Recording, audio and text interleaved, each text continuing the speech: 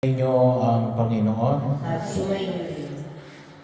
So bahagi ho ng aking pagdiriwang ngayon. Ito po, ito ay yung ating unang misa, no? Sa chapel na ito para sa taong 2025. No? Hindi tayo nakapag-misa last month. No? So bahagi ho na kung saan ay tamang-tama rin naman ngayon ay pandaigdigang araw ng mga may sakit. No? Sa karangalan din na ipinamamanig sa mahal na Birhen ng Lourdes. No? Kasi bahagi yun, alam naman natin na yung Lourdes, no? Yung Lourdes ay nasa France. No? Tayo naman ay hindi lahat pwedeng makapunta ng France. No? So alam natin na maraming pinagagaling sa France. So, kaya ninais ng simbahan na at least, yung biyaya na pwede natin makamit, kung kayo makapupunta sa France, ay makamit natin kahit hindi tayo pumupunta sa Lourdes ng France, na kung saan doon nagpakita ang mahal na Birhen Maria kay Bernadette ng Subiro. Bahagi yun, na kung saan ay makita natin yung pag-anais ng Diyos, na ang lahat ay mapagaling. Akala ko nung una, yung pagkapagaling ay bahagi lamang to draw people para makinig kay Jesus. Pero kung inyo pong babasahin yung Ebanghelyo kahapon, kung kayo nakasimba kahapon, ay maliwanag ko na kung saan ni alin kaakibat mismo ng pagkilos na Jesus, integral part para sa paghahari ng Diyos, kaalinsabay ng kanyang pagpapahayag ng mabuting balita ng kaligtasan. Kasi yung Ebanghelyo din po kahapon ay mula din po kay San Marcos. Alam mo sabi roon, saan man pumunta si Jesus, dinadala nila ang mga tao sa liwasang bayan para mapagaling, mapahipo man lamang ang laylayan ng kanyang damit. So, bahagi yun. At sabi nga ho natin, sabitan, yung pag-aari ng Diyos ay salvation, pagliligtas. At yung pagliligtas na ito ay hindi lamang pagliligtas ng Espiritu. Bahagi, yung pagliligtas din ng buong katawan, buong pagkatao, katawan at Espiritu. Bahagi rin sabi ko nga, kalimitan din yung ating mga sakit, hindi lang yung physical sickness. Kung isa, makikita mo, hindi naman tayo namatay sa sakit natin. Kung isa, yung iba namatay sa pag-iisip sa sakit. Pag-iisip lamang ng sakit, namatay na. And sometimes, it becomes more painful yung ikaw ay magkasakit. So maraming pagkakataon. Ngayon, ang tema na ibinigay ni Pope Francis para sa pagdiriwang ngayon ng 33rd na pandaigdigang araw ng mga may sakit ay bahagi na tumutugon bilang sa paanyaya ng paglalakbay ng may pag-asa. Tatlong bagay mo tutusin yung binigyang pansin ni Pope Francis. Una, encounter, pagtatagpo. Pangalawa, gift, biyaya. Pangatlo, sharing, pagbabahagi. So, yung pagkakataon na makita natin. Una, no? Makita natin na itong pagkilala natin sa mga may sakit is an encounter. No? Medyo bahagi o kasi bakit? Kapag ikaw ay may kasalanan, kapag ikaw ay may sakit, no? Sabi nga, no? You will be isolated. No? Inihiwalay ka. No? Inilalagay ka sa ospital. No? Kung minsan alin, ini-separate ka, no? Sa mga mahal mo sa buhay. Ini-separate ka saan? Sa iyong trabaho. Kasi hindi ka makapagtrabaho. May sakit ka eh. No? So, kalimutan, kapag sinabi natin may sakit, isolation. Yung paanyaya ni Pope Francis Ellen, it is an encounter. No? Bahagi yun na kung saan yung makita natin. Sa pagkaunawa natin bilang mga mananampalatayang Kristiyanong Katoliko. Kaya nga, sana makita natin na din, kaya kung kayo may mga mahal sa buhay na mga may sakit, no? So makita nyo sana, no? Kapag may panahon kayo, dalawin ninyo. No? Kasi bahagi yun ng pagtugon na makita natin, no? Na it is an encounter, no? Na paanyaya na ipinapaayag sa atin ng buong Mikapal. Pagtatagpo, no? Pagkabahagi ng pagkilos, no? Nawa na makita natin sa panahon na ito, hindi lamang ng mga may sakit, no? Ngunit tayo, no? Na nawa na kung saan ay makita natin yung mga mahal sa buhay natin na mayroon mga karamdaman. So, bahagi yun na bigyan natin ng pagdalaw. Kung isa ay tayo ay nalulungkot kapag nabalitaan natin yung mga kamag-anak, mga mahal natin sa buhay na hindi man lamang natin nadalaw, lalong-lalo na sa gitna ng kanilang karamdaman at makaring sa panahon ng kanilang nilalangin dito sa daigdig. So, yun din yung bahagi ng alin, isa rin natin cultural works of mercy. Pero yun, hindi sa encounter. Makita ko namin. Kumisan na rin daw, may mga kapatid tayo na mga may sakit ayaw magpadalaw. Pero bahagi ko yun, no? Makita ko natin, no? Na nawa ay magdaan upang makatampo natin sila, no?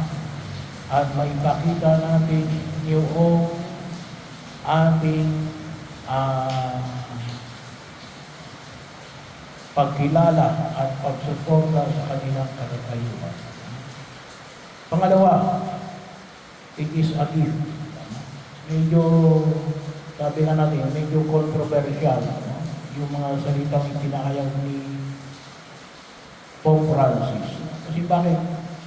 Kapag kasi may sakit, minsan na nasa isip natin na pinarurusahan ng Diyos. O di kaya ay bahagi o hindi natin nakikita ang karamdaman at sakit. Bahagi na kung saan ay parang ang kabaligtaran ng biyaya ang isang karamdaman. No?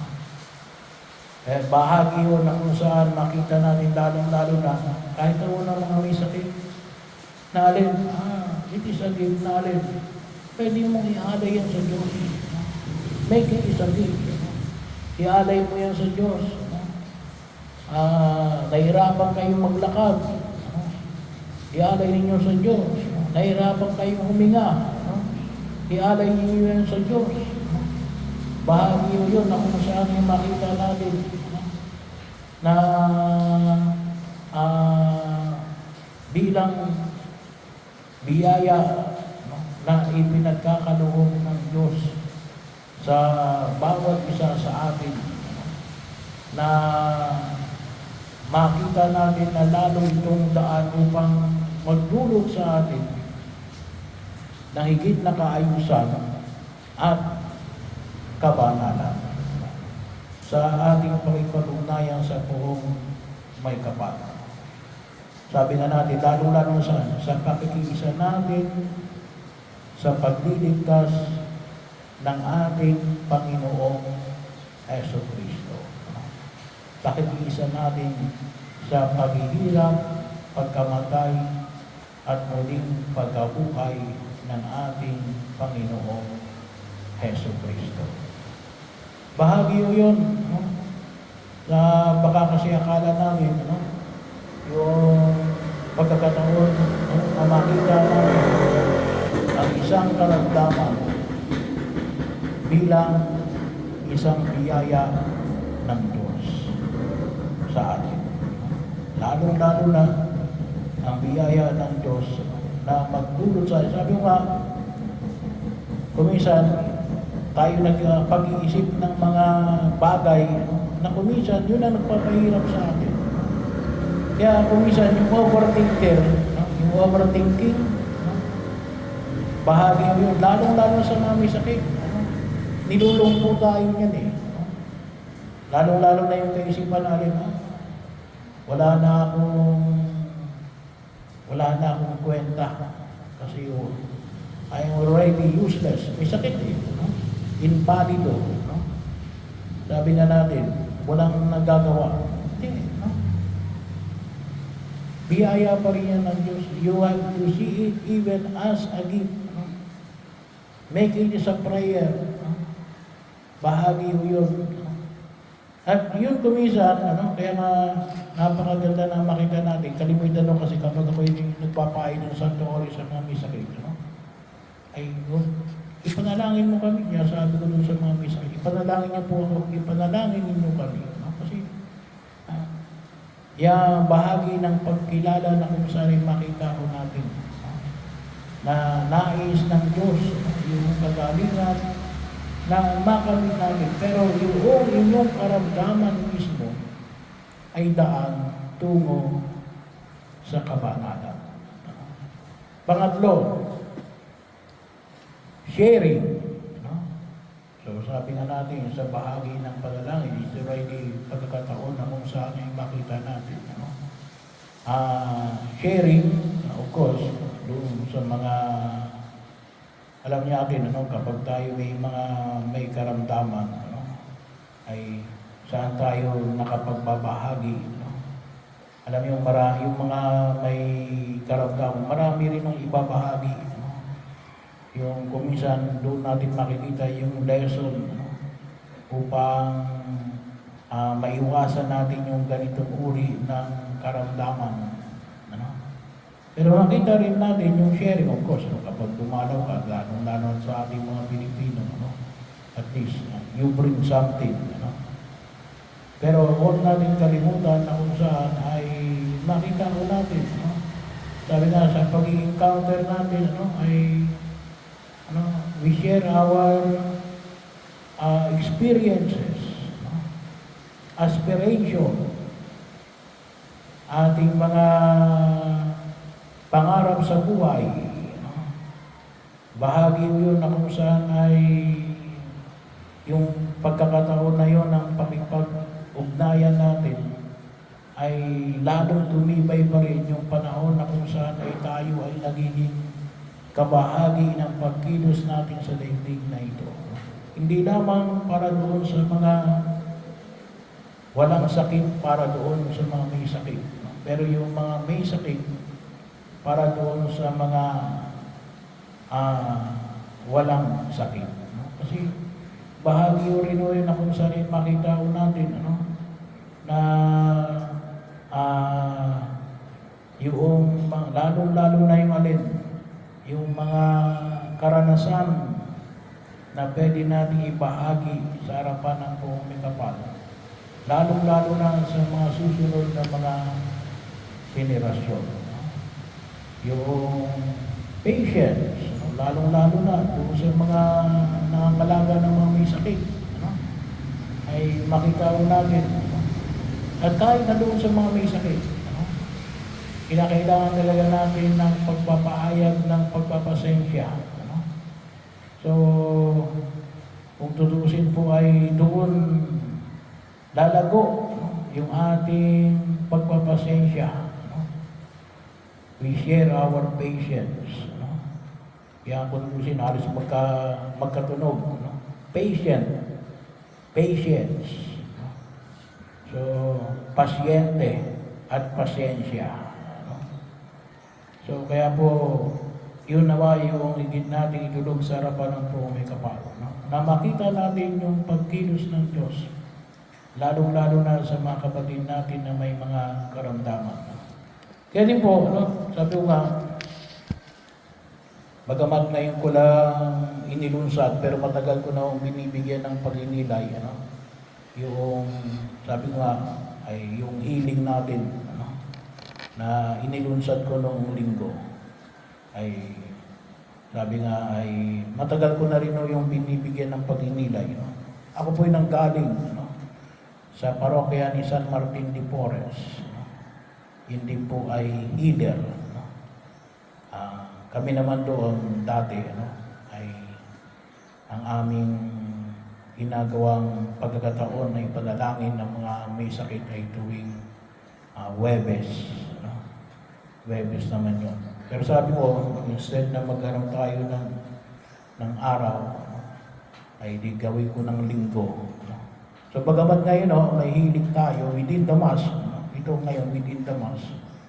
Pero every Sunday, right after the Mass. Kasi ngayon talaga ay nakatutok tayo sa pagkilala, sa liturhiya natin, sa pagtatalaga ng simbahan para sa pandaigdigang araw ng mga may sakit.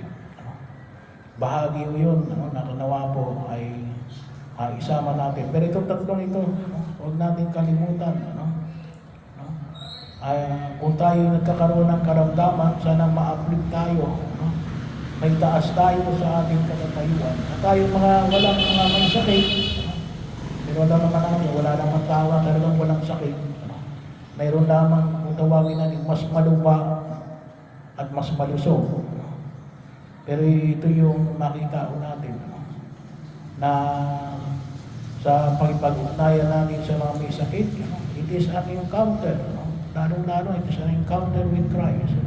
Hindi lamang an encounter doon sa mga may sakit, but it is an encounter of Christ through our sick,